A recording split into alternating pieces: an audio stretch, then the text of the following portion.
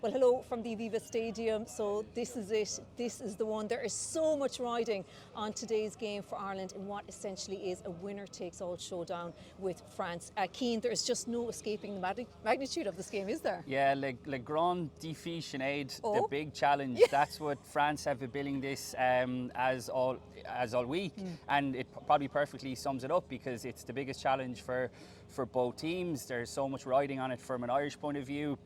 We all know that they're going for the shot at history to become the first team to win 3 Six Nations titles in a row.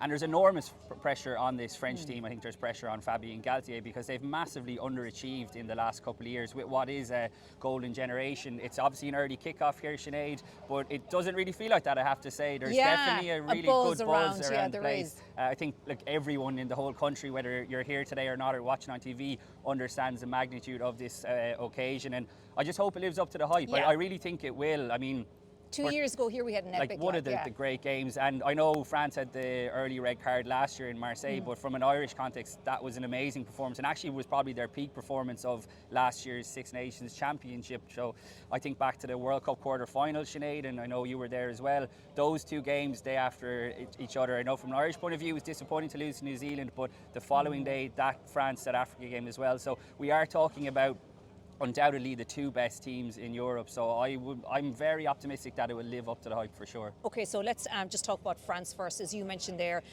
they bounced back obviously from that defeat to England at Twickenham, ran up 11 tries over Italy. As you mentioned there is huge pressure on them. There's huge pressure on Fabien Galthié, and then he goes and almost doubles down on putting even more pressure on him by naming a 7-1 split in the bench. Yeah, look, if it pays off, Sinead, he'll be hailed as a genius, but wow, it is such a risky strategy. We've seen 6-2 benches backfire so often in the recent past as well. You think back to Scotland in Murrayfield against Ireland when Finn Russell and Darcy Graham clashed heads. Like, that ruined their backline chances. I think back to the Champions Cups, the semi-final in 2023, Leinster and Toulouse here, when Toulouse went 6-2 and they had to move Antoine Dupont from scrum half, and that's seemingly what is going to happen if France have to alter their backline. Maxime Lucu, the Bordeaux scrum half, is the only back covering on the bench, and even it was interesting here yesterday when France were running through their captain's run, Dupont was running in the number 13 bib, which shows you kind of how many positions. Does it speak to a certain desperation, Cian? I think there's desperation. I think there's a touch of arrogance off it as well, because look, if you want to put it in a football context, it's like moving Lionel Messi in his prime from his best position, and to me that's what will happen. That's what will happen, because you could see lose. Dupont having to go to 10, Ntamack to 12, depending on who gets injured. And to me, the risk that Fabien Galthié and France are taking doesn't really stack up to the potential reward. But like I said, if it pays off and the bench come on, they rolled I think 6 of their forwards off the bench against Italy in the 48th minute. If they do that again and blow Ireland away, then he'll be held as a genius, like I said. But it doesn't sit comfortably with me, I have to admit, the 7-1 bench, particularly for a country like France. You think of the quality backs that they're leaving out, and over the years, like the French backs and the French flair is what we want to see. So it's a bit disappointing, even from a neutral point of view, to see the backs almost squeezed out. Yeah, you mentioned Dupont there. Obviously, this is one of the all-time great matchups here today. Dupont, widely regarded obviously as the best player in the world. Gibson Park, key to so much of what Ireland do. The question we didn't have to ask in last year's Six Nations was, what will Ireland's strategy be to contain him, because he wasn't there?